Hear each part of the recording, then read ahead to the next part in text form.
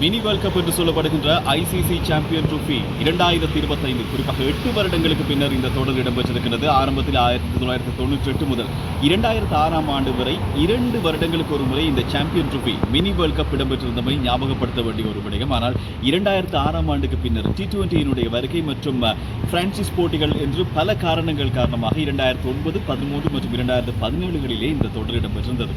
8 வருடங்களுக்கு பின்னர் 2025 ஆண்டு இந்த வருடம் இடம்பெற்ற ICC champion trophy mini world கப்பில் இந்திய அணி சாம்பியன் பட்டத்தை வென்றிருக்கின்றது.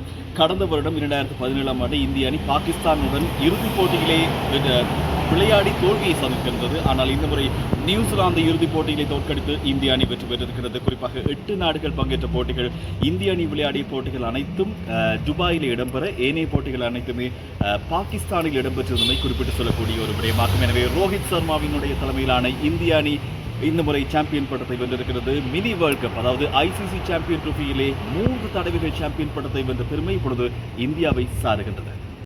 1998 ஆண்டு இடம்பெற்ற முதலாவது ஐசிசி சாம்பியன் ட்ரோஃபி தொடரிலே தென்னாப்பிரிக்க அணி சாம்பியன் பட்டத்தை வென்றிருந்தது. 2000 ஆண்டு நியூசிலாந்து அணியும், 2002 இலங்கை மற்றும் இந்திய அணிகளும் கிண்ணத்தை பகிர்ந்து கொள்ள 2004 ஆண்டிலே மேற்கிந்திய தீவுகளும், 2006 ஆண்டு ஆஸ்திரேலியாவும், 2009 ஆண்டு ஆஸ்திரேலியாவும், 2013 இந்தியாவும், இறுதியாக 2017 பாகிஸ்தானும் வெற்றி பெற்று இம்முறை 8 வருடங்களுக்கு பின்னர் இடம்பெற்ற இந்த தொடரிலே இந்திய அணி சாம்பியன் பட்டத்தை வென்று 3 தடவைகள் சாம்பியன் பட்டத்தை வென்ற பெருமையாக இந்திய அணி சாதித்திருக்கின்றது.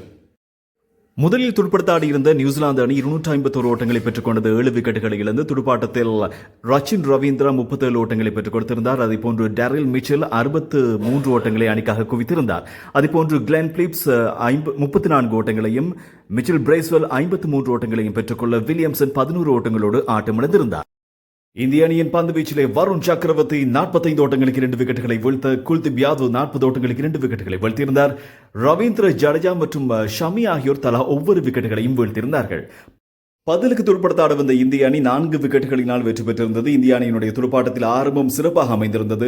சுப்மன் கில் 31 ஓட்டங்கள், அணித்தலைவர் ரோஹித் சர்மா 76 ஓட்டங்கள், விராட் கோலி 1 ஓட்டத்தோடு ஆட்டமிழந்திருந்தார். ஸ்ரேயாஸ் ஐயர் 48 ஓட்டங்கள், அக்சர் பட்டேல் 29 ஓட்டங்கள், லோகேஷ் ராகுல் ஆட்டமிழக்காமல் 34 ஓட்டங்கள், ஹார்டியா 18 ஓட்டங்கள், ரவீந்திர ஜடேஜா 9 ஓட்டங்களோடு ஆட்டமிழக்க, இந்த தொடர் முழுவதும் விராட் கோலி சிறப்பாக விளையாடியிருந்தார். ஒரு சதத்தை குவித்திருந்தார். 84 ஓட்டங்களை கடந்த போட்டிகளை பெற்றிருந்தார். அது மாத்திரமல்ல, 14,000 ஓட்டங்களை குவித்த வீரர் என்ற பெருமையை, 3வது வீரர் என்ற பெருமை இப்பொழுது அவருக்கு இருக்கின்றது. சச்சின் டெண்டுல்கர், சங்ககாரவுக்கு அடுத்ததாக அதிக ஓட்டங்களை குவித்தவர்கள் வரிசையில் 3வது இடத்தில் இருக்கக்கூடிய விராட் கோலி முறை 14,000 ஓட்டங்களை தனது மைல்கல்லை அடைந்திருக்கின்றார் இந்த தொடரிலே. எனவே இந்திய அணி 3வது தடவையாக சாம்பியன் பட்டத்தை வென்றிருக்கின்றது. எனவே இந்திய ரசிகர்கள் மற்றும் இந்திய அணிக்கு வாழ்த்துக்களை தெரிவித்துக் கொள்கின்றோம்.